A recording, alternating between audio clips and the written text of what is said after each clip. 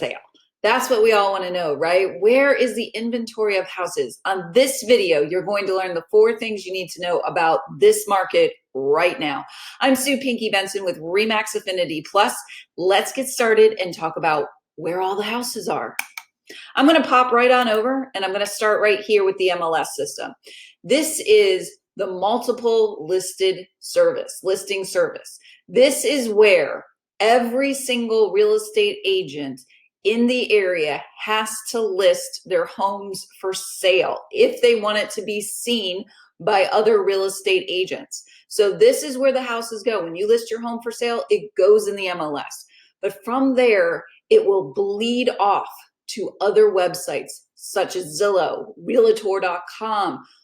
Gosh, there's so many I can't even name them, but they get their information from our MLS system. This is the very first place it starts. So what does that mean for you? Well, right now, let's talk about the inventory. If I were to tell you that right now in Naples, we're going to talk specifically about Naples for the moment. In Naples, we have just over 900 homes for sale. What does that mean to you? What do I mean by homes? Maybe you're thinking single family. We have 900 single family homes for sale. No, let me in fact show you here. Just scroll down. When we get into the MLS, when we talk about properties for sale, we're talking about single family homes, high rise, low rise, villas attached, undetached villas, townhouses, even manufactured homes. So if I go in here right now in live time and I look it up, in all of Naples right now, and Naples is pretty big. It's almost the entire county minus Marco Island. When we look at it, we have 952 properties. Now that might sound like a lot to you, but let me put it in perspective for you. Last year, in this time frame, the beginning of the year, 2021, we had nearly 5,000 properties for sale. Again, same type of property, single family homes, manufactured homes, condos, villas, townhouses, you name it. We had about 5,000 and we were getting pretty low then. So now we have 952. Our inventory throughout Southwest Florida is down 70 to 75% from last year. Now, what about prices? Well, I think we've all kind of figured out that our prices have definitely gone up somewhere between 30 and 35% in some areas. So I'm going to be completely honest with you. You can call me Honest Pinky all you want. Here's the truth of the matter. If you don't have to buy right now may not be the time to buy. I get clients who call me every single day saying, hey, I want a deal. Hey, can we make a lowball offer on this property? This is not the market to do that. There was a different market years ago and that would have worked. But right now it is indeed a seller's market and the sellers are dictating what they want. So let's kind of just dive in here a little bit more and talk about the big question. What about Zillow? I have clients call me every day. Oh, I saw this one on Zillow. I saw that one on Zillow. Let's talk about Zillow. Zillow, as I told you, gets all of their information from our MLS system. The only things that you might find on the Zillow that we don't have in the MLS are going to be for sale by owners. Now, for sale by owners is pretty much what it sounds like. It's like example right here, for sale by owner. And it'll say contact agent or contact owner, whatever it is. Here's the thing, you're dealing with an actual owner. So for example, this property, I can't even contact anybody about it because I don't think it's for sale any longer, or if it ever was for sale. So it can be very misleading when you go on Zillow. So you want to be very careful about for sale by owners. You want to check them out on the property appraiser, make sure that they are the actual owners and that the information that's being provided is correct, because sometimes Zillow, I know it's crazy, it's a computer system, it auto-populates and the information isn't even correct. So you want to make sure that that information is correct there. But in regards to Zillow, you're thinking, oh, I'm going to find inventory that nobody else has found. I'm going to find a house on Zillow that my real estate agent can't find. Same thing with Realtor.com or HomeSnap or whatever, Trulia, whatever website you're using. You're thinking you're going to find something that we can't find for you.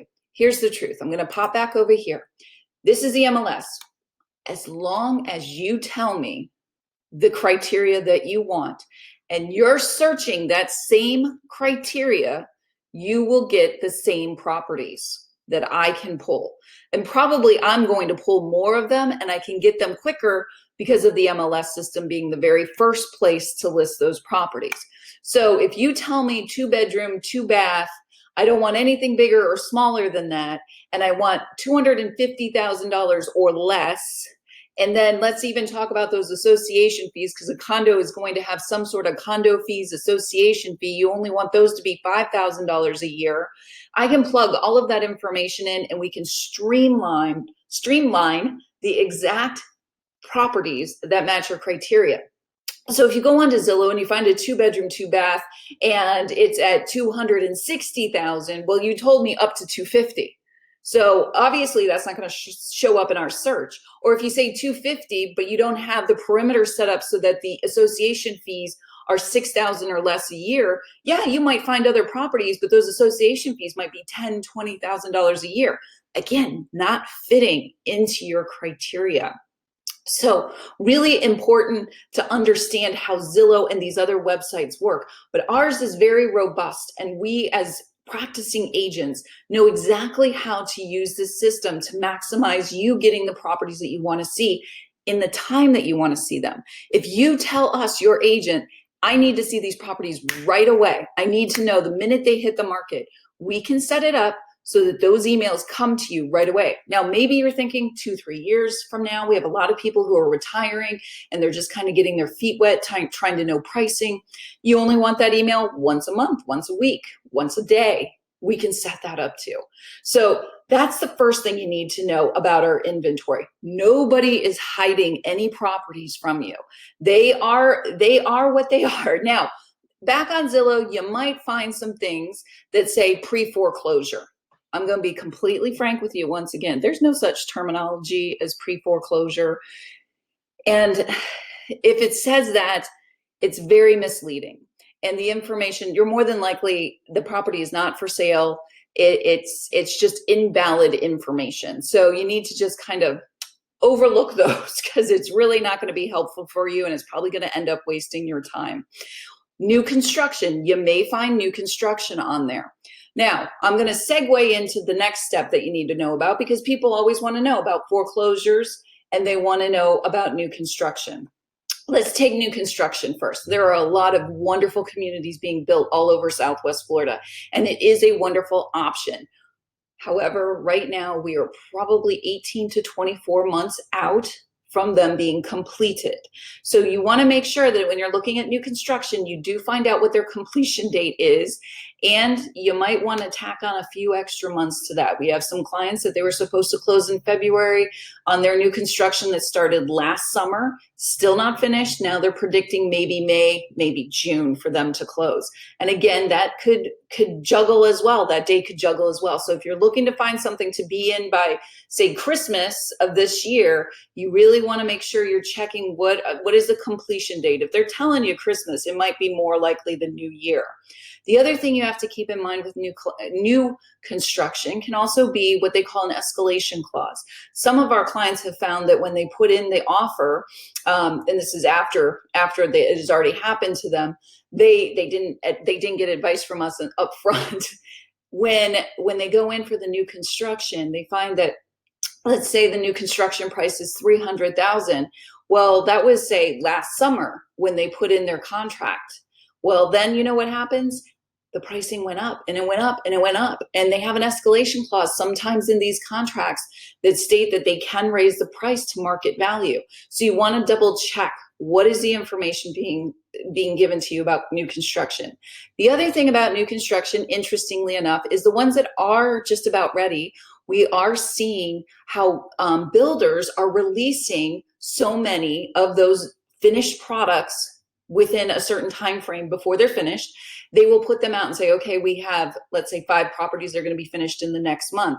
They will actually do bidding wars on those as well. So, you know, when we say bidding wars, we mean they're going to highest and best. So again, you're more than likely going to be paying higher than the asking price for the property with new construction. But the most important thing with new construction is knowing your time frame and being comfortable with that.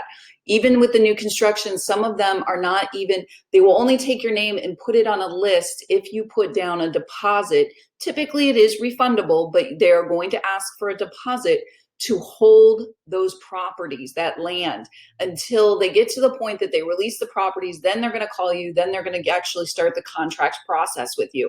But even just to hold your name in there, you're going to have to put a deposit down. So that's new construction. Now let's talk about foreclosures. I'm going to pop over here. I have a lot of people who come to me and say, oh, what about foreclosures? I hear we can get some great deals. Well, I'll tell you, about 15 years ago, you could have gotten some great deals on foreclosures. But now our inventory of foreclosures, I'm just going to click here, all of Naples, and then I'm going to come down here and let's see where I have it listed at. Right here, foreclosed. I'm going to hit yes. All right, you ready for this? 0. There are none. And in fact, if I go in and I say in all of Fort Myers, how many foreclosures? There's 5. If I go into Bonita, how many foreclosures? 0. If I go into Marco Island, how many foreclosures? 0. And then if I go into all of Cape Coral, what do we got? 0. So you can see if I just take out that period, in all of Southwest Florida, so that's all of these areas right here, Bonita, Cape Coral, Lehigh, Naples, Fort Myers, Marco Island, there are a total of 9 foreclosures. Do we predict that there will be more? Possibly, there could be more. But here's the thing, right now, even if people are behind in paying their rent and they're gonna get kicked out, the owners still have equity. If they're behind in their mortgage, they still have equity in that property because housing prices are so much higher right now, 30 to 35% higher. So more than likely, they're going to be able to sell it and get some money and pay off those back mortgage payments or what have you. So right now, we're not predicting a big uptick in foreclosures. So that's something to keep in mind. But I really want to show you right here. If I do a search for all the properties in all of these areas from Bonita to Marco Island, remember last year I told you in Naples alone, we almost had 5,000 properties on the market this time last year. Look at this. We have less than 3,000 in the entire area. So what does this mean for you? This means you need to work with one real estate agent who can help you through the process. You want to have someone who can set you up on the MLS to be alerted, knows your criteria, knows exactly what you want so that that email comes over to you right away. You want to work with one agent because if you work with more than one agent, it causes all kinds of confusion. And as a real estate agent, it is unethical for me to work with a client who's working with another agent already. So if you're working with an agent and you're not liking the way things are going, the ethical thing to do is to reach out to them and say, I no longer wish to continue this relationship with you. I'm going to look at other options. Let them know, don't ghost them, but let them know that you are working with someone else.